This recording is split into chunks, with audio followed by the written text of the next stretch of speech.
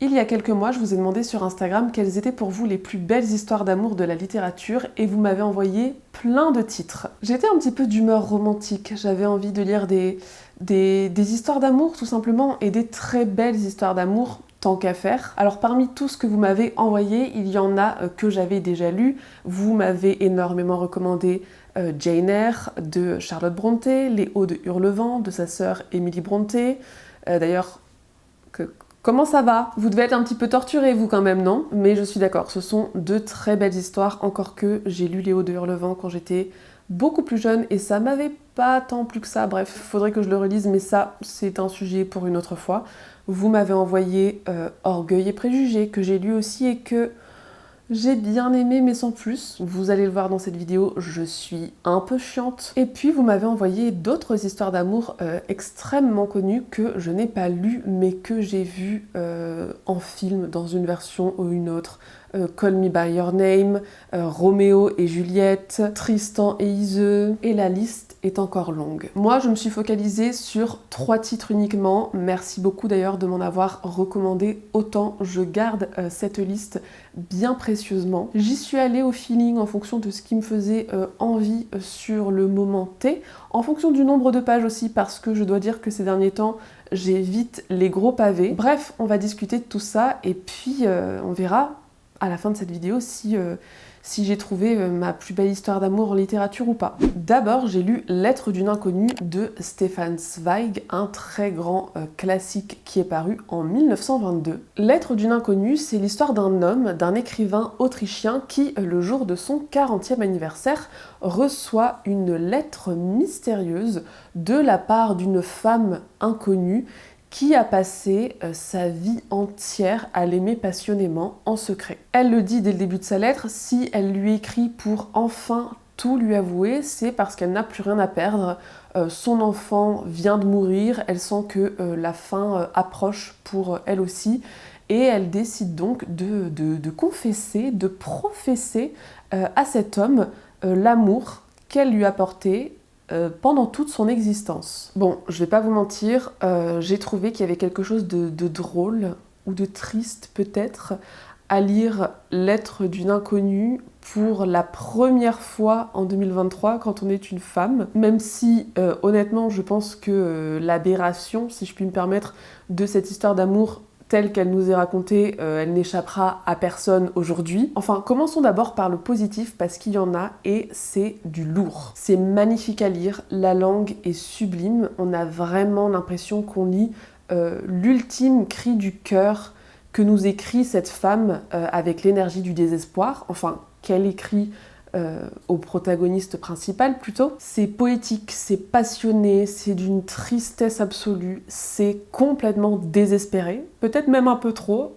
pourtant je suis une grosse drama queen. Et en réalité, le positif, pour moi, il s'arrête globalement ici, même si c'est du très très gros positif, parce que c'est si bien écrit, c'est si beau, c'est tellement prenant, c'est tellement lyrique, que j'en aurais presque oublié ce qui m'a un petit peu dérangée dans Lettre d'une inconnue. Et je vais pas vous mentir, ces fulgurances qui sont d'une beauté absolue, elles m'ont fait me plonger à corps perdu dans cette histoire que j'ai dévorée d'une traite d'ailleurs. Après c'est très court, donc vraiment ça se lit en quelques heures à peine. Mais je pouvais pas m'empêcher de rire jaune en lisant ce livre parce que je me disais mais c'est pas possible, il n'y a qu'un mec pour écrire ce genre d'histoire d'amour. Bon, après le bouquin, il a 100 ans, hein, il faut aussi remettre les choses dans leur contexte. Et 100 ans en littérature, bah, c'est assez long, mine de rien. À partir de ce moment-là, on va dire que il n'y a pas grand-chose qui m'étonne, mais encore une fois, j'ai découvert ce bouquin en 2023 pour la première fois, et je me disais, mais ça, c'est une histoire d'amour. Après, vous allez me dire, qu'est-ce qu'une belle histoire d'amour? C'est extrêmement subjectif, et ici, c'est moi qui vous donne mon avis, égoïstement. Donc, à prendre avec des pincettes. Mais je vous explique. Notre héroïne, qui n'en est pas vraiment une, puisqu'elle n'a ni nom, ni personnalité, ni identité propre, raconte donc à cet homme, des années plus tard, les moindres détails de la passion qu'elle a éprouvée pour lui dès son plus jeune âge. À la base, ce gars-là, c'était un écrivain qui a été son voisin. Il a emménagé dans son immeuble quand elle avait à peu près 13 ans. Lui, il était déjà adulte. Il avait 25 ans, donc il en avait rien à foutre de la gamine de l'appartement d'en face. Mais à partir de ce jour, à partir de l'emménagement de ce mystérieux voisin sur le même palier, tenez-vous bien, à partir de ce jour, cette femme va lui vouer un véritable culte et la moindre seconde de son existence à cet homme qui s'emballèque d'elle. Cette passion va durer une vingtaine d'années. On va voir que leurs chemins vont se séparer. Attention, là, ça va être le drame. Se recroiser, se reséparer, etc. Une vingtaine d'années, d'ailleurs, durant lesquelles la meuf va tout faire, mais tout pour avoir un semblant de miette d'attention de ce gars. Dites-vous bien que notre petit duo, il va se croiser plusieurs fois d'année en année. Ils se croisent, ils se perdent de vue, ils se croisent, ils se perdent de vue, etc. On a quelques rendez-vous galants, quelques petites parties de jambes en l'air, parce que oui, il faut quand même bien lui accorder ça, elle a pécho son crush. Enfin bon, vous avez compris le truc. Ils se voient et puis ils se perdent de vue, un rendez-vous galant, ils se perdent de vue, une petite partie de jambes en l'air, ils se perdent de vue. Mais le plus incroyable dans tout ça, c'est qu'à chaque fois qu'ils se revoient, le type ne se souvient jamais d'elle. On parle d'un gars avec qui elle est déjà allée au resto, d'un gars avec qui elle a déjà couché, et plus d'une fois, il me semble, et le mec ne sait jamais qui c'est. Il y a même une scène lunaire où les deux protagonistes se recroisent dans un bar après des années sans s'être vus, et il la prend pour une pute. T'imagines, tu fais 3-4 dates et le gars te reconnaît jamais, mais next! Et alors vous allez me dire, bon, c'est compréhensible, t'as vu quelqu'un quand t'avais peut-être 20 ans et tu recroises la même personne 40 ans plus tard, vous vous reconnaissez pas nécessairement, je veux bien l'admettre, mais là, les rendez-vous sont quand même relativement...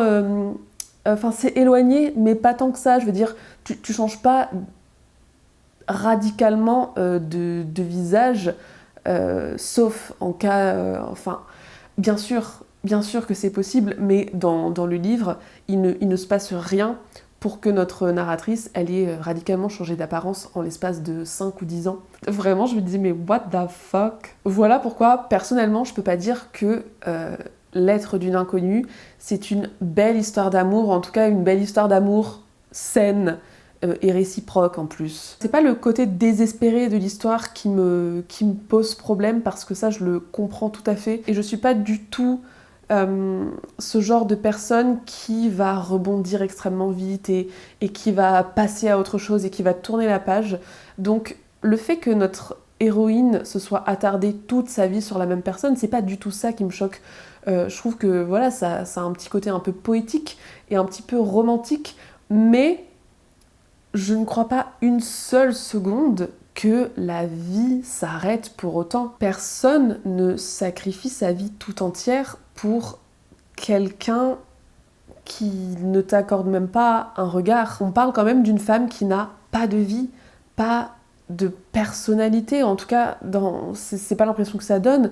Pas d'amis, pas d'entourage, enfin si elle a des amis pour vivre à leur crochet, parce qu'il faut bien survivre, il faut bien subvenir à ses besoins. Elle n'a pas d'autre amant, pas d'aspiration, pas de travail, aucune autre envie de vivre si ce n'est à travers et pour cet homme. Et je crois sincèrement qu'il y a des gens qui nous marquent toute notre vie.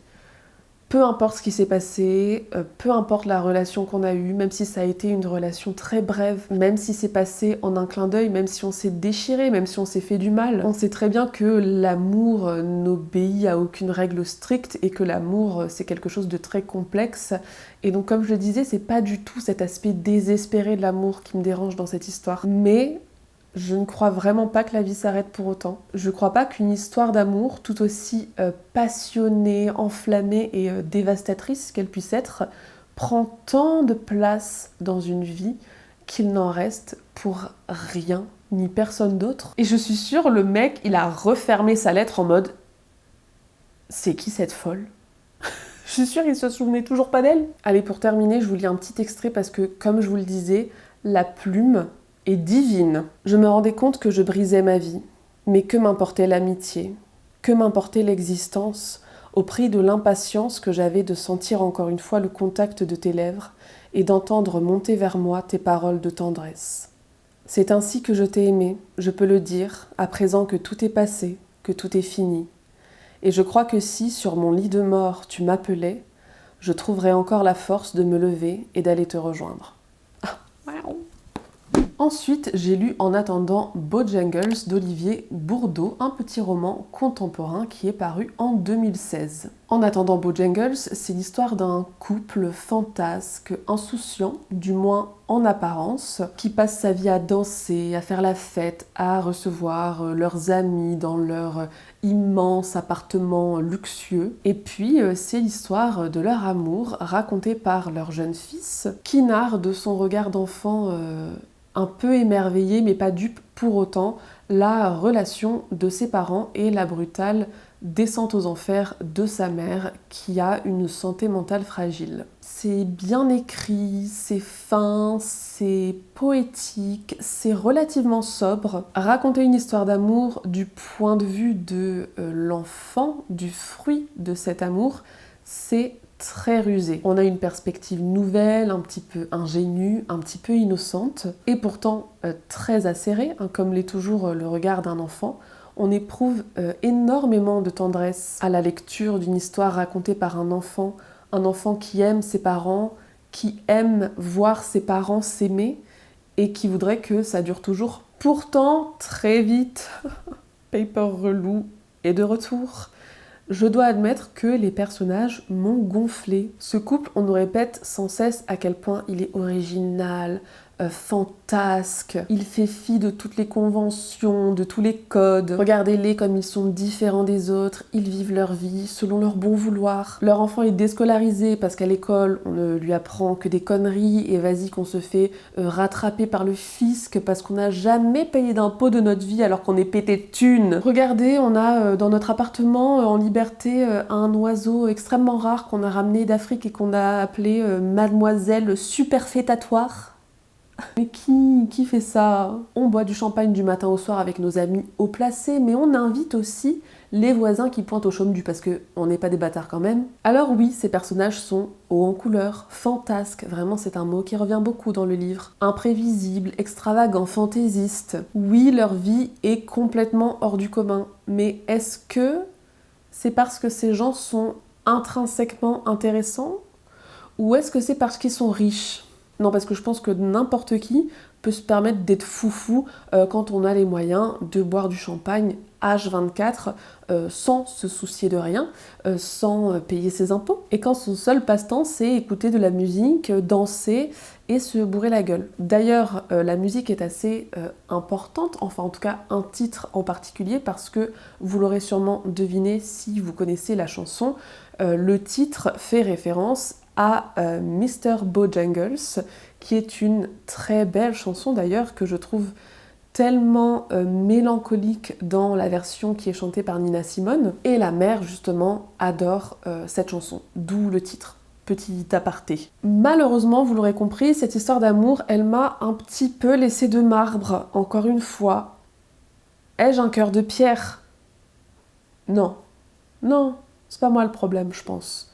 C'est juste que c'est pas mon style de littérature, je crois. Pas vraiment d'un point de vue strictement littéraire et stylistique, mais dans tout ce que ça dit indirectement, j'adhère pas du tout. Il faut quand même admettre que le roman aborde des sujets difficiles, notamment les maladies mentales, puisque la mère souffre d'une maladie mentale qui n'est pas exactement nommée, il me semble, et qui forcément va avoir un impact sur sa vie, et donc sur sa vie de couple, sur sa vie de femme, sur sa vie de mère, et forcément sur son enfant. Et donc il y a un aspect très triste à tout ça, et on s'y attend quand on lit le résumé. Mais là où je suis un petit peu fâchée avec cette 4e de couverture, justement, c'est qu'on nous dit, texto, que le père et le fils feront tout pour éviter l'inéluctable, pour que la fête continue coûte que coûte.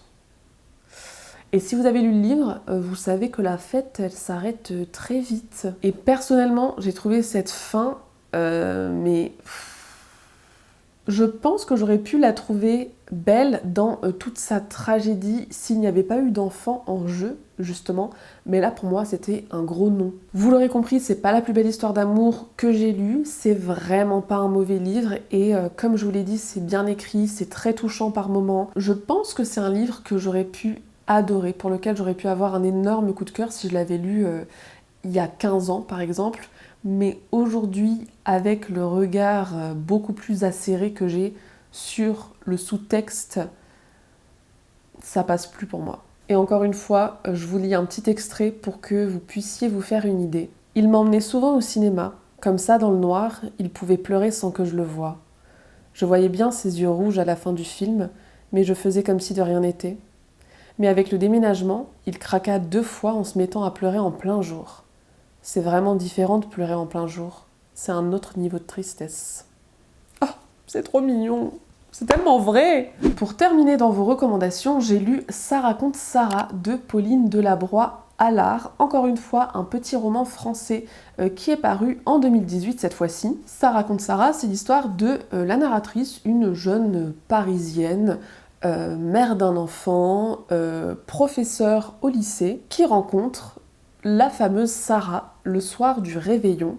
Les 2 femmes vont devenir amies, puis tomber passionnément amoureuses, d'un amour aussi flamboyant que destructeur. Ah là là, à ce stade de la vidéo, que dire? Tout va de mal en pis. Je suis presque mal à l'aise à l'idée de vous donner mon avis sur ce livre parce que, honnêtement, il se lit comme de l'autofiction. De ce que j'ai compris, l'autrice a elle aussi une petite fille, comme la narratrice de l'histoire.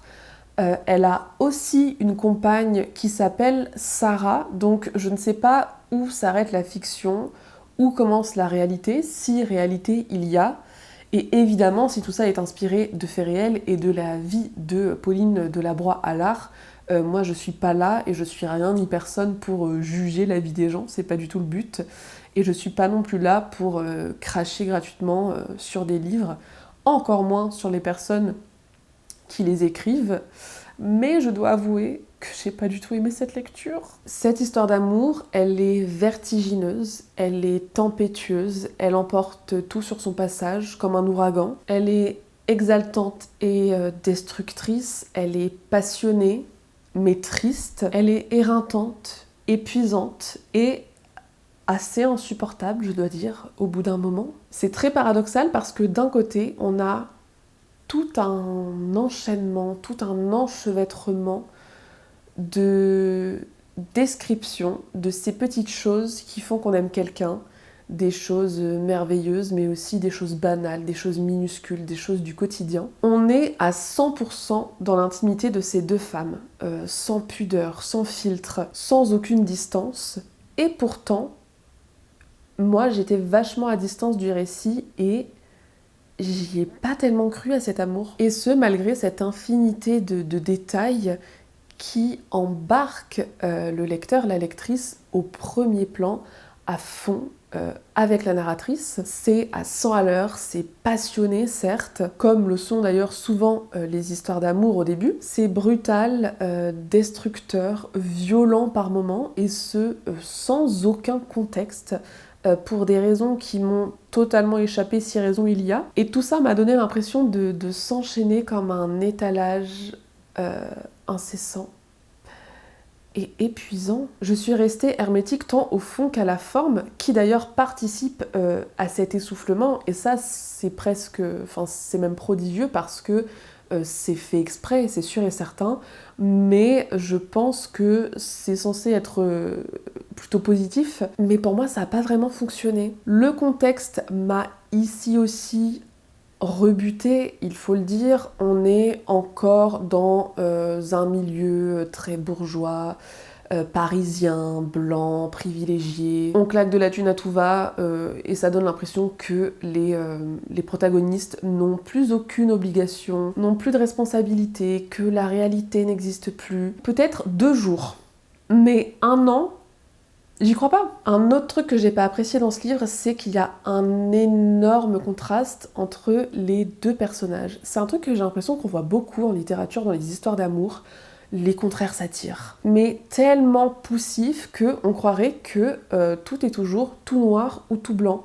Là, typiquement, je trouve que c'est hyper cliché, j'ai déjà vu ça ailleurs. On a ce personnage tellement fun, qui s'en fout de tout, tellement vivant, regardez, elle fait ci, elle fait ça, elle est incroyable. Et à côté, t'as un autre personnage qui a l'air, mais limite, apathique en comparaison, à croire que les gens peuvent pas être fun en certaines occasions, un petit peu plus posé et sérieux en d'autres quand c'est nécessaire. Je sais pas, je pense que l'être humain est un petit peu plus complexe, non? Enfin, ouais, j'avoue, j'étais un peu saoulée. Il y a aussi ce truc de la femme enfant. C'est répété plusieurs fois dans le texte. Je suis amoureuse d'une enfant, avec voilà des comportements décrits très, très enfantins, très infantiles, infantilisants même parfois. Cringe. Bref, c'est un énorme flop pour moi et je suis vraiment déçue parce que je pensais que j'allais adorer ce livre. En plus, c'est une histoire d'amour lesbien. Je suis toujours à la recherche de belles histoires d'amour lesbien. Mais ici, c'est pas du tout ce que j'y ai trouvé. Encore une fois, extrêmement subjectif. Ce n'est que mon avis. Je dois dire que c'est pas non plus dans ce genre de représentation de l'amour que moi je me retrouve. C'est pas ce que j'aime nécessairement lire.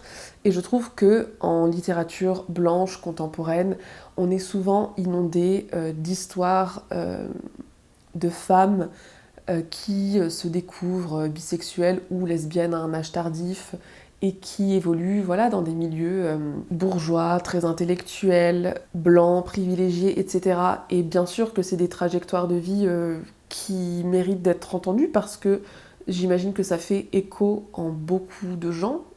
Voilà, j'imagine que c'est l'histoire de beaucoup de gens, mais c'est pas ce qui, moi, me fait vibrer. Il y a énormément de façons d'être queer et c'est pas du tout pour donner l'idée que je pense que il faut hiérarchiser les différentes façons qu'il y a d'être queer, mais c'est pas ce que je préfère lire. Je pense en revanche que c'est un livre qui peut plaire à beaucoup d'entre vous. On a une écriture très fragmentée, assez enflammée, qui aime bien les répétitions. On a des petits apartés un petit peu culturels qui portent sur la musique, parce que la musique a une place assez importante dans le récit, notamment la musique classique, puisque Sarah est violoniste dans un orchestre. Enfin voilà, il y a plein de petites choses qui, je pense, vont pouvoir plaire à beaucoup de gens, mais malheureusement, franchement, de tous les livres que j'ai lus pour cette vidéo, eh ben, c'est celui qui m'a le plus déçue. J'aurais aimé avoir eu le temps de terminer ma lecture en cours pour vous en parler, parce que je suis en train d'écouter l'audio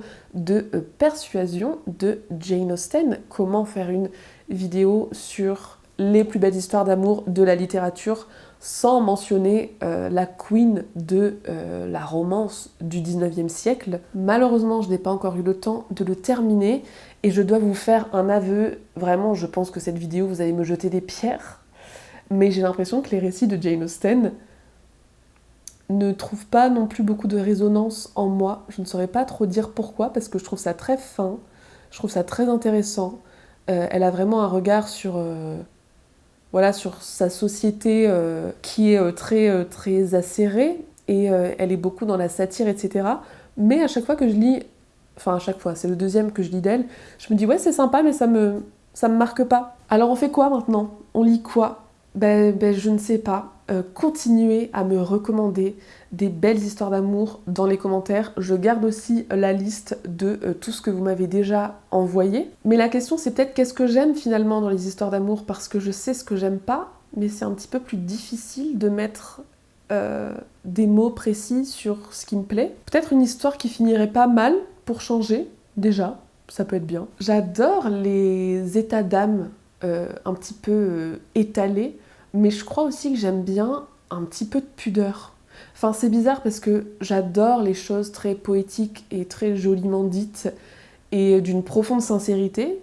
Et la sincérité est bien souvent crue et parfois violente. Ah oui, puis des personnages humains, si possible, pas des gens qu'on croirait spécialement inventés pour coller aux parfaits clichés, histoire de pouvoir les caser dans un livre. Faudrait qu'on y croie, genre. À choisir, je préfère lire une histoire sur des amants que la vie essaie de séparer, mais qui font tout pour se retrouver et que ça marche, plutôt que des amants que la vie a réunis et qui se déchirent pour des raisons complètement bullshit. Vous voyez ce que je veux dire? Je m'en remets à vous. N'hésitez pas à continuer de me bombarder de recommandations. Peut-être que je ferai une deuxième partie d'ici un an, qui sait? Merci de m'avoir recommandé ces bouquins, même si je ne les ai pas forcément adorés. Ça m'a quand même fait plaisir de les découvrir et voilà, d'étoffer un petit peu ma culture littéraire parce que c'est pas forcément des choses que je lirais instinctivement de moi-même. J'espère que cette vidéo vous aura plu, même si c'est un peu un epic fail, on ne va pas se mentir. En tout cas, d'ici à ce que je vous retrouve dans la prochaine, lisez bien, prenez soin de vous et à très bientôt. Bye!